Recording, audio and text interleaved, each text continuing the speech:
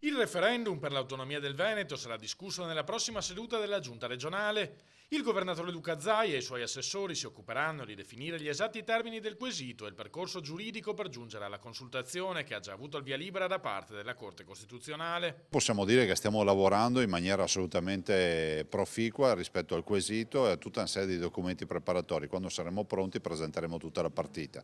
Ovviamente stiamo parlando di un referendum ufficiale che non vuole essere un surrogato dell'indipendenza, l'indipendenza è un'altra cosa sulla quale noi crediamo, però è altrettanto vero che abbiamo oggi come Veneti gli stessi problemi che ha la Catalogna nel celebrare il referendum. L'ipotesi è quella di svolgere la consultazione in contemporanea con la Lombardia, che sta portando avanti un percorso ispirato a quello del Veneto. Non nego che stiamo lavorando anche su questo fronte, anche sul fronte di pensare che ci sia un election day, quindi che coinvolga più votazioni. Per quanto riguarda invece la più spinosa questione dell'indipendenza, la Lega non ha cessato di considerarla uno dei punti centrali della propria proposta politica.